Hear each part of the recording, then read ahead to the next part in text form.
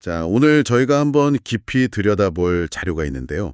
26년 2월 8일 설교 가이드라는 제목의 문서입니다. 고린도전서 2장을 중심으로 패러다임 시프트, 영적인 눈을 뜨다 라는 주제를 다루고 있어요. 사실 제가 이 자료를 처음 딱 봤을 때 이거 완전 영화 매트릭스인데? 하는 생각이 들더라고요. 아, 그 빨간 약, 파란 약 나오는 장면이요? 네, 바로 그거예요. 주인공 네오가 선택의 기로에 놓이잖아요. 익숙하고 편안하지만 가짜인 현실. 그러니까 그 파란 약의 세계에 머물 것인가? 아니면 좀 고통스럽더라도 진짜 진실을 마주하는 빨간 약을 삼킬 것인가? 와, 그거 정말 딱 맞는 비유네요. 그렇죠. 이 자료가 딱 그 얘기를 하는 것 같았어요. 단순히 지식을 하나도 배우는 게 아니라 세상을 보는 내 안의 운영체제, OS 자체를 바꾸는 문제 말이에요. 정확히 보셨어요. 이 자료의 핵심은 지식의 축적이 아니라 인식의 전환이거든요. 보통 우리는 뭔가를 더 배우고 더 많이 알면 현명해진다고 생각하잖아요. 네, 그렇죠. 다들 그렇게 생각하죠. 근데 이 자료는 그게 아니라고 말하는 거예요. 책을 100권 더 읽는 것보다 세상을 보는 안경 자체를 바꾸는 게 더 중요하다. 이렇게 주장하는 거죠. 과학 철학자 토마스 쿤이 말한 패러다임 시프트처럼요. 점진적인 개선이 아니라 아예 판이 뒤집히는 그런 혁명적인 경험에 대해 이야기하고 있는 겁니다. 아, 안경을 바꾼다는 비유가 확 와닿네요. 좋습니다. 그럼 오늘 이 자료를 통해서 세상의 영이라는 그 낡은 안경을 벗고 성령이라는 새로운 안경으로 바꿔 쓴다는 것, 즉 영적인 눈을 뜬다는 게 구체적으로 뭘 의미하는지 한번 제대로 파고 들어보죠. 자료의 시작이 사도 바울의 좀 의외의 고백으로 시작돼요. 당시 최고의 지성도시였던 고린도에서 복음을 전할 때 자기가 무슨 화려한 말이나 지혜로 하지 않았다는 거예요. 네, 심지어 약하고 두려워하고 심히 떨었다 이렇게까지 말하죠. 맞아요. 아니, 사람들을 설득하려면 오히려 더 자신감 있고 유창하게 말해야 하는 거 아닌가요? 왜 자기 약점을 이렇게까지 드러냈을까요? 그게 바로 이 이야기의 핵심적인 반전입니다.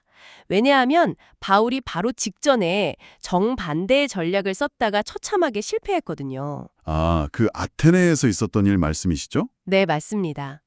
자료에서도 그 배경을 암시하고 있는데 사도행전을 보면 바울이 아테네의 아레오파고, 그러니까 당대 최고의 철학자와 지성인들이 모이는 곳에서 연설을 해요. 뭐 거의 고대판 테드 강연 같은 거죠. 아, 거기서 엄청나게 논리적이고 철학적인 연설을 했다고 들었어요. 그 지역 시인의 말을 인용하기도 하면서 청중 눈높이에 맞추려고 굉장히 노력했다고요. 맞아요. 정말 세련된 접근이었죠. 처음에 반응도 좋았어요. 오, 이 사람 뭘 좀 아는데? 뭐 이런 분위기였죠. 네네. 그런데 결정적인 부분, 즉 죽은 자의 부활에 대해 이야기하자마자 분위기가 그냥 싸늘해진 거예요. 아, 일부는 대놓고 조롱했고 대부분은 그냥 자리를 떠버렸죠. 당시 그리스 철학에서는 영혼은 고귀하지만 육체는 감옥 같은 거라고 생각했거든요. 그렇죠. 육체는 버려야 할 것, 뭐 이렇게. 네. 그러니 죽어서 겨우 벗어난 그 육체로 다시 돌아온다는 부활 사상은 그들한테는 가장 어리석고 혐오스러운 이야기였던 거예요. 와, 그렇군요. 최고의 지성으로 최고의 무대에서 펼친 논리가 가장 핵심적인 부분에서 그냥 완전히 막혀버린 거네요. 바울에게는 정말 뼈아픈 경험이었겠어요. 엄청난 충격이었을 겁니다. 그때 깨달은 거죠. 아, 인간의 이성과 논리, 아무리 세련된 지혜라 할지라도 그것만으로는 절대로 십자가와 부활이라는 하나님의 영역에 가다할 수 없구나. 가닿을 수 없구나. 그래서 고린도에서는 전략을 180도 수정한 거예요. 인간의 설득력, 즉 사람의 지혜를 완전히 내려놓고 오직 성령의 나타나심과 능력에만 의존하기로 결심한 거죠. 아, 청중의 믿음이 연사의 화려한 언변이 아니라 하나님의 능력 그 자체에 뿌리내리게 해야 한다. 이런 확신 때문이었습니다. 이제야 연결이 되네요. 내가 너희 중에서 예수 그리스도와 그가 십자가에 못 박히신 것 외에는 아무것도 알지 아니하기로 작정하였음이라는 말이 바로 그런 배경에서 나온 거군요. 바로 그렇죠. 세상이 보기엔 가장 어리석고 가장 실패한 상징인 그 십자가 안에 역설적으로 하나님의 진짜 능력과 지혜가 숨겨져 있다는 선언이었고요. 바로 그게 자료에서 강조하는 십자가 신학의 핵심입니다. 마르틴 루터가 이 개념을 아주 강렬한 이미지로 표현했어요. 하나님은 자신의 영광과 능력을 무슨 화려한 왕관이 아니라 가장 수치스럽고 고통스러운 십자가라는 가면 뒤에 숨겨두셨다고요. 십자가라는 가면이요. 네, 사람들은 보통 성공, 힘, 영광 속에서 신을 찾으려고 하잖아요. 근데 하나님은 정반대 방향, 즉 인간의 가장 낮은 곳, 그 고통의 현장에 계신다는 거죠. 따라서 인간의 지혜로 신을 찾으려는 모든 시도는 길을 잘못 들 수밖에 없다. 이것이야말로 세상의 똑똑한 통치자들은 결코 알지 못했던 감추어졌던 하나님의 비밀인 셈이죠. 감추어진 비밀이라는 표현이 정말 흥미로운데요. 세상의 통치자들이 몰랐다고 하니까 이게 단순히 뭐 지능 지수가 높고 낮음의 문제는 아니라는 뜻이잖아요. 그렇죠. 그럼 이 비밀을 보게 해주는 영적인 눈이라는 건 무슨 초능력 같은 걸까요? 아니면 다른 의미일까요? 아주 좋은 질문이에요. 여기서 영적이라는 말이 진짜 오해를 많이 사거든요. 자료는 이 개념을 설명하기 위해서 두 가지 중요한 그리스어 용어를 대조해서 보여줘요. 바로 투시코스하고 푸뉴마티코스입니다. 푸시코스랑 푸뉴마티코스요? 발음도 어렵네요. 좀 더 쉽게 설명해 주실 수 있을까요? 그럼요. 푸시코스는 흔히 육에 속한 사람으로 번역되는데 더 정확히는 타고난 그대로의 인간, 그러니까 성령의 도움 없이 자기 지성, 이성, 감정만으로 세상을 이해하고 판단하는 자연인을 뜻해요. 아, 자연인? 네, 이걸 라디오로 비유하면 좀 쉬운데요. AM 주파수만 잡을 수 있는 라디오 같은 거예요. 그런데 하나님의 비밀은 FM 주파수로 방송되고 있는 거죠. 아하. 그러니 아무리 볼륨을 높이고 안테나를 돌려봐도 지지직거리는 잡음, 즉 어리석은 헛소리로만 들리는 겁니다. 신호가 없는 게 아니라 수신기가 없는 거죠. 와, 라디오 비유가 정말 기가 막히네요. 그럼 푸뉴마티코스는 FM 수신기가 장착된 사람이겠군요? 정확해요. 푸뉴마티코스는 푸뉴마, 즉 성령을 소유한 사람을 의미해요.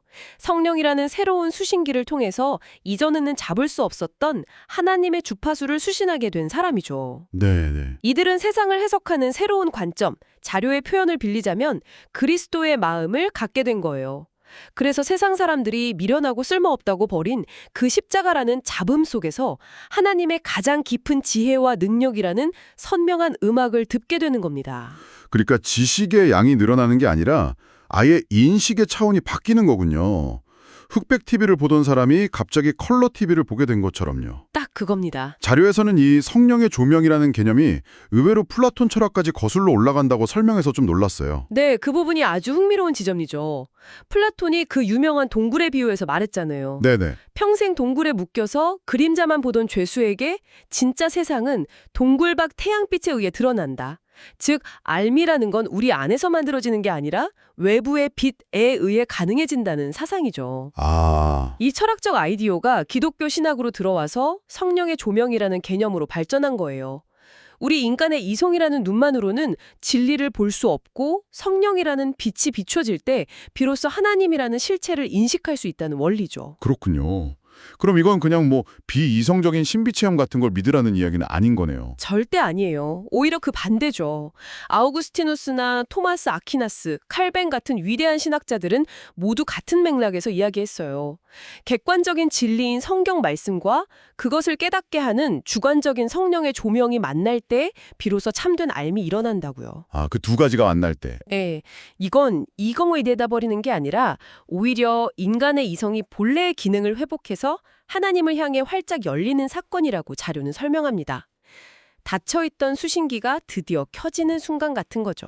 말씀을 듣다 보니까 이건 단순히 머리로 이해하는 걸 넘어서는 어떤 결단이 필요한 문제 같네요. 이런 엄청난 인식의 전환, 패러다임 시프트를 실제로 삶에서 겪어낸 사람이 있다면 그 이야기가 이 개념을 이해하는데 정말 큰 도움이 될 것 같아요. 네, 그래서 이 자료가 마지막에 아주 강력한 예시를 하나 들고 있습니다.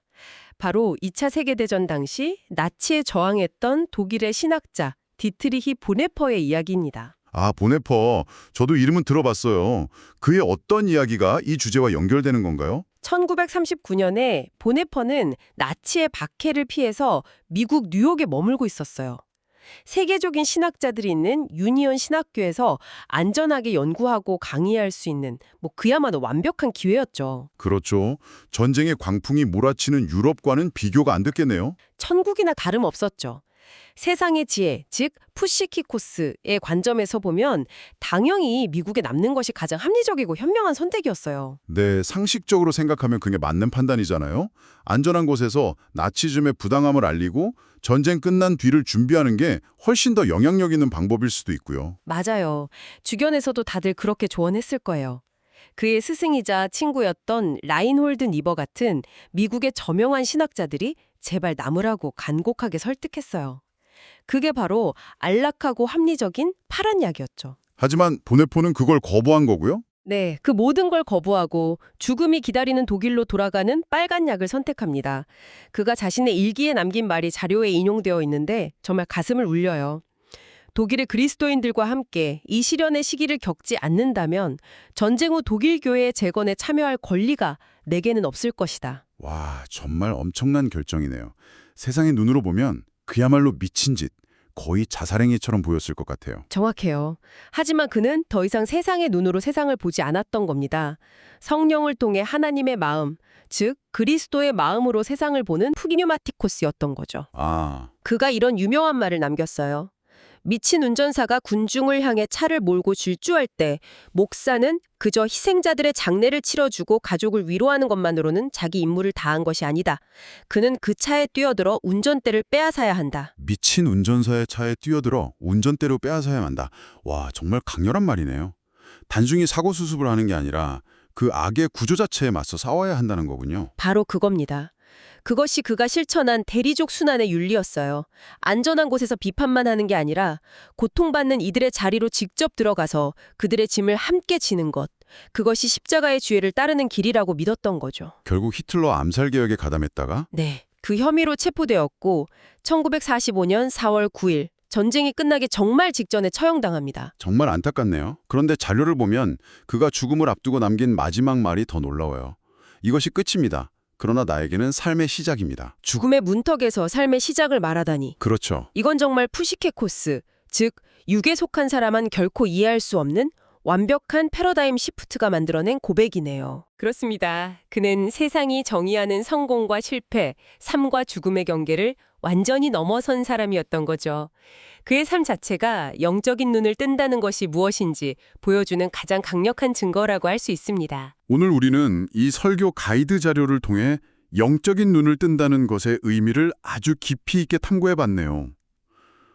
그게 어떤 신비한 초능력을 갖는 게 아니라 세상을 바라보는 기준과 가치관, 즉 패러다임 자체가 송두리째 바뀌는 혁명적인 경험이라는 걸 알게 됐어요. 네네. 나의 지식과 경험, 세상의 합리성이라는 낡은 안경을 벗고 가장 어리석어 보이는 십자가라는 새로운 안경을 통해 세상을 재해석하는 것이었군요. 맞습니다. 결국 이 자료는 마지막에 우리 자신에게 질문을 던지고 있어요.